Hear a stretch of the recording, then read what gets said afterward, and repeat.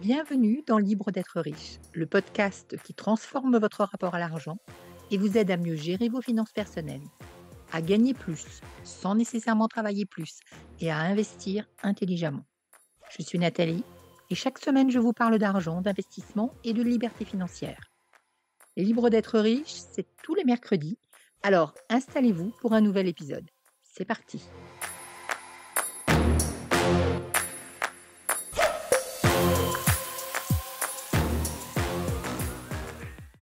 Ceux qui me connaissent savent que ma vie professionnelle est constituée de 2 parties. Une partie de mon temps est consacrée à aider les particuliers et les professionnels à s'en sortir financièrement, en apprenant à investir, à gagner de l'argent, à le gérer convenablement. L'autre partie, je la consacre à investir pour moi et à gérer mes investissements. Bien sûr, j'ai investi dans plusieurs supports, des produits financiers, mais aussi de l'immobilier. Si j'ai choisi l'immobilier, la raison est simple. J'ai démarré tard, à plus de 40 ans, et je n'avais pas tellement de temps à perdre. Il me fallait un levier, donc il me fallait emprunter, et donc l'immobilier coulait de source. Je vous rappelle que lorsque l'on emprunte, on investit non pas seulement l'argent qu'on a à disposition, mais aussi l'argent de la banque. Donc on gagne en termes de rentabilité, non pas sur 10 000 euros, mais sur 100 000 euros, et ça change tout. Cela dit, l'immobilier, c'est vaste. Et j'ai personnellement choisi 3 formes d'immobilier. L'immobilier de bureau avec la création de bureaux partagés, qu'on peut dire aussi centre d'affaires ou de coworking, tout simplement parce que c'était à Paris et qu'avoir de la rentabilité à Paris, c'est compliqué. La location courte durée, et ça plutôt en province. Et la troisième forme d'immobilier auquel j'ai recours, c'est la sous-location professionnelle. Le professionnel, c'est juste pour différencier ce type de sous-location de l'idée qui consisterait à sous-louer une partie de son propre appartement, sachant que de cette manière-là, on ne gagne pas d'argent et que donc si l'on veut gagner de l'argent avec de la sous-location, il faut sous-louer spécifiquement dans l'idée de relouer derrière. C'est de la location courte durée dont je voudrais vous parler dans cet épisode de Libre d'être riche. J'aborderai les autres types d'immobilier un autre jour, alors abonnez-vous pour ne pas louper les épisodes sur l'immobilier de bureau ou la sous-location. On entend très souvent dire que la location courte durée, c'est fini, que ça n'est plus une bonne manière d'investir et donc on vous propose éventuellement d'autres manières qui seraient plus intéressantes. Il est sûrement assez utile de faire le point, de regarder d'une part pourquoi on dit que la location courte durée c'est fini, et parfois je parlerai de LCD à la place de location courte durée, et de voir si c'est vraiment fini. Bien sûr, je vais vous dire ce que j'en pense à la fin de cet épisode. Quelques chiffres pour se rendre compte de la réalité du marché.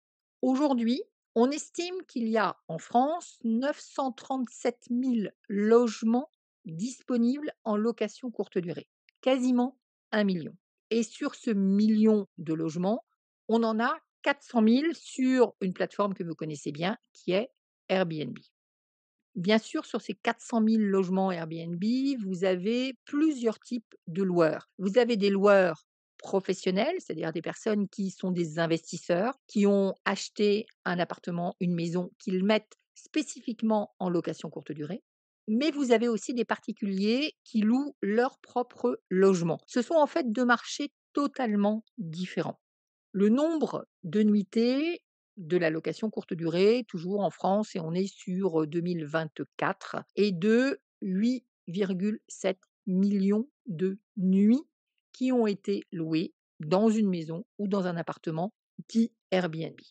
Alors, ces données sont issues d'un site qui permet d'avoir pas mal de statistiques sur la LCD qui s'appelle RDNA. Dernier chiffre, le taux d'occupation moyen d'une location courte durée en France en 2024, c'est-à-dire le nombre de nuits louées sur le nombre de nuits disponibles, est un peu inférieur à 45.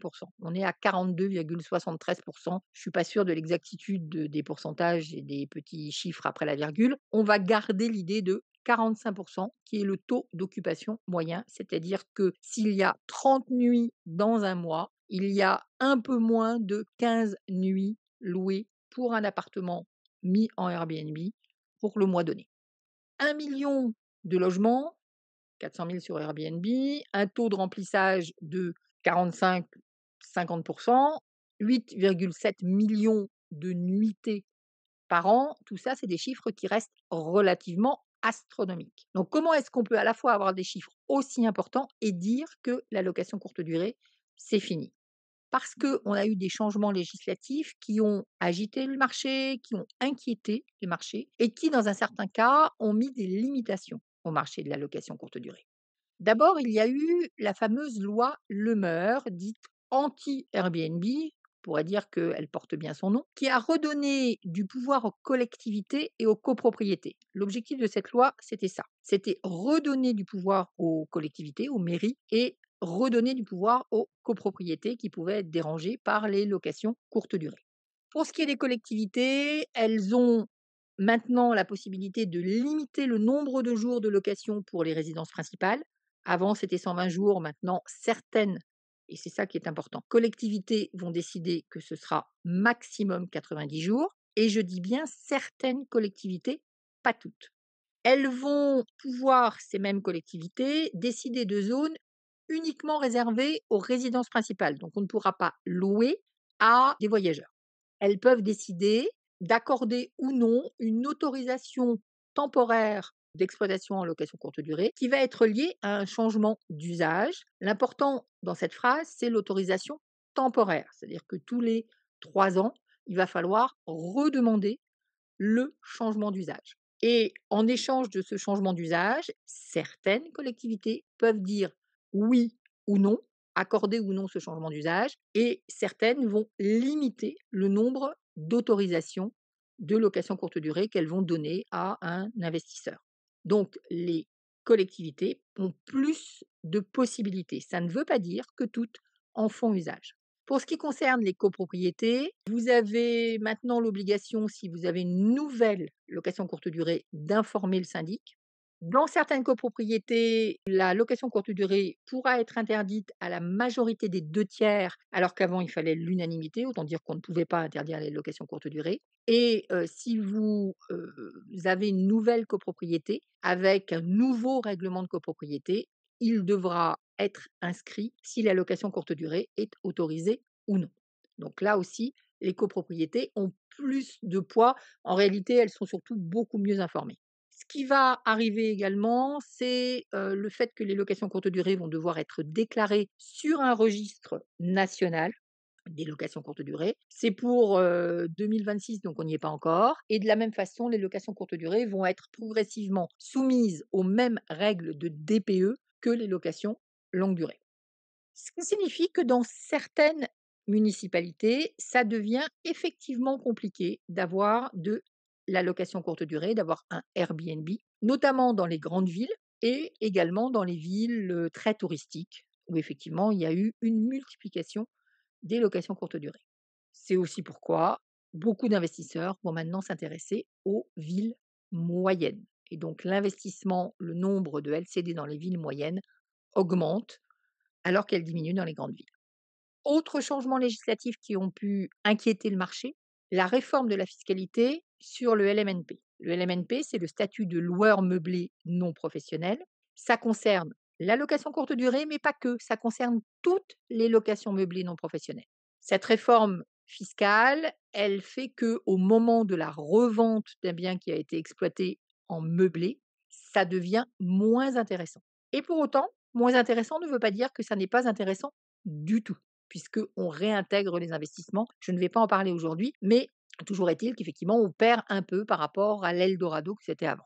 Les 3 dernières raisons pour lesquelles la LCD est moins en odeur de sainteté, c'est que d'une part, il y a eu une très forte augmentation du nombre de logements mis en location courte durée, avec une augmentation de l'offre plus rapide que l'augmentation de la demande. Ce qui fait que le taux de remplissage a baissé. Les taux de remplissage sont de 6 moins élevés qu'avant, donc en 2024, 6 de moins qu'en 2023. Ce qui veut dire qu'effectivement, il est un petit peu plus compliqué de trouver des locataires. On va avoir une rentabilité qui est en baisse, moins importante, parce que qui dit plus de locations et un même nombre de locataires, dit que certes, grâce à Airbnb et Booking, on peut trouver des locataires facilement, mais les plateformes sont saturées. Donc, moins de locataires, un taux de remplissage en baisse, une rentabilité en baisse.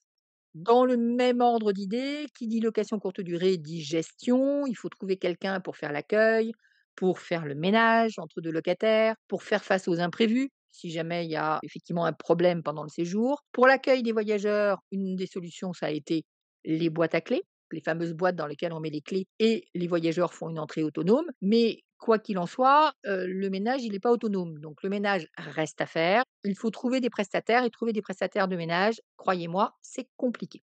Dernière raison qui fait que, la courte durée peut être en désamour actuellement, parce que soit vous êtes sur place, c'est vous qui faites la gestion, soit vous avez besoin d'un gestionnaire pour gérer à votre place et par rapport aux gestionnaires, par rapport aux conciergeries, on a effectivement assisté à un effet d'aubaine avec beaucoup de conciergeries qui se sont installées, à qui on a vendu que c'était de l'argent facile. Donc des fois, les formations sur internet, c'est pas toujours la meilleure des options. Des fois, c'est très bien, mais des fois, ça dit un peu n'importe quoi. Donc on a vendu à un certain nombre de personnes que ça allait être très simple de gagner de l'argent avec une conciergerie.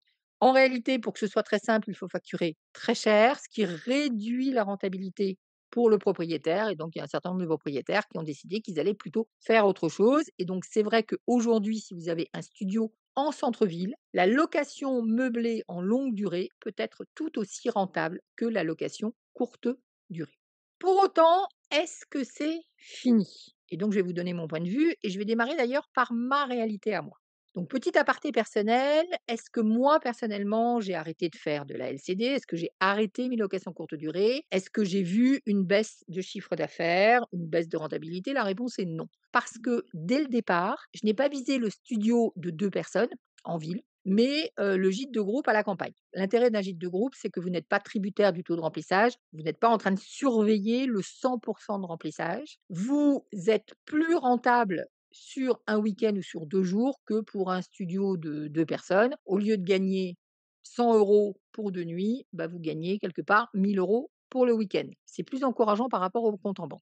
L'inconvénient, le coût d'entrée sur le marché est bien plus élevé parce qu'effectivement les biens ne sont pas les mêmes et ils coûtent beaucoup plus cher. Vous devez jongler avec les règles ERP, d'établissement recevant du public.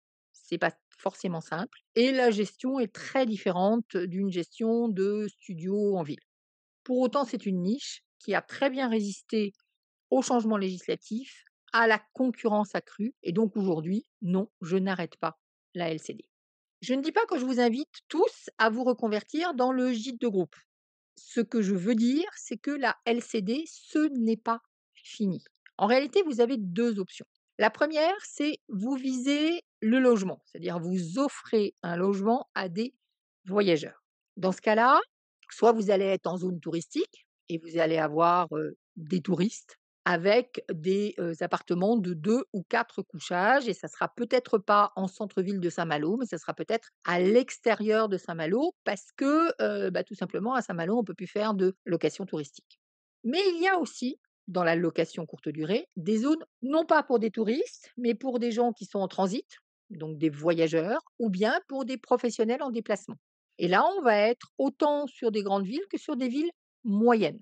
Dans tous les cas de figure, si vous visez le logement, les points clés à retenir, c'est d'une part, on va bien cibler les besoins des voyageurs. Je vous redonne un exemple après. On va regarder à rester concurrentiel par rapport aux tarifs. Donc attention aux tarifs qu'on propose. Et on va éventuellement faire des offres spécifiques adaptées aux voyageurs. Exemple que je peux vous donner, si vous êtes sur des professionnels, vous allez multiplier les lits simples. Parce que si vous avez dans une chambre 2 lits simples, quitte à ce qu'on puisse les rapprocher, ça veut dire que vous pouvez mettre 2 pros. Mais jamais vous aurez un pro qui va dormir avec son collègue dans le même lit. Donc ça, c'est une première chose. Offre spécifique, par exemple, accepter les animaux. Donc, première option, on vise le logement en faisant attention aux tarifs, en ciblant particulièrement bien les besoins des voyageurs. Deuxième option, on vise l'expérience. Les gens ne recherchent plus seulement un logement, mais ils recherchent une expérience. Et d'ailleurs, si vous êtes déjà loueur en courte durée, que vous fréquentez assidûment Airbnb, vous avez vu que Airbnb change son site et qu'il propose maintenant la possibilité d'offrir des services et d'offrir des expériences que l'on va facturer au travers d'Airbnb et c'est pas par hasard. Qui dit expérience dit les locations courte durée thématiques, qui sortent du lot, qui offrent un dépaysement, qui répondent à un besoin spécifique, mais globalement qui sortent du lot.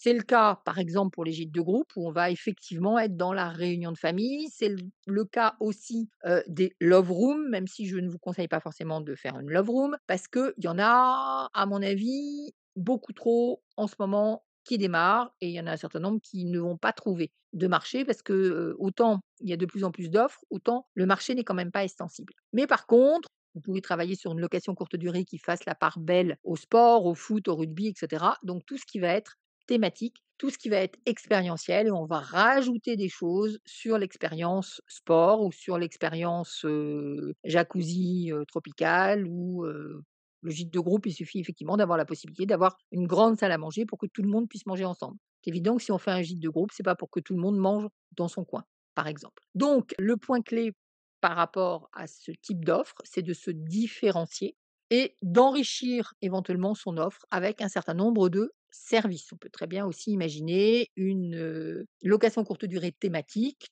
touristique, avec, quelque chose qui peut être, un point de visite dans votre région et on va rajouter la possibilité effectivement de faire des découvertes, un petit peu exclusives de la région. Dans l'un et l'autre cas, donc on ne peut plus considérer la location courte durée en amateur et ça, c'est probablement la grande conclusion de cette affaire parce que la loi devient de plus en plus complexe, parce qu'il y a de plus en plus d'offres et donc il faut sortir du lot. La location courte durée, ça n'est pas fini, mais ça n'est plus un travail d'amateur. Si vous avez envie d'investir, que ce soit dans la location courte durée ou ailleurs, si vous connaissez des personnes qui en font, n'hésitez pas à leur partager cet épisode. Ça va forcément les intéresser, ça va les aider à faire le point pour savoir si oui ou non il faut qu'ils continuent. Et puis, abonnez-vous à ce podcast pour connaître mon point de vue sur la liberté financière, sur les investissements et sur l'argent. Merci de m'avoir écouté. Si cet épisode vous a plu, abonnez-vous dès maintenant sur votre plateforme de podcast préférée et prenez quelques secondes pour me laisser 5 étoiles et un avis. C'est grâce à vos retours que je peux créer du contenu toujours plus pertinent et vous accompagner au mieux dans votre voyage vers la liberté financière. On se retrouve mercredi prochain pour un nouvel épisode de Libre d'être riche.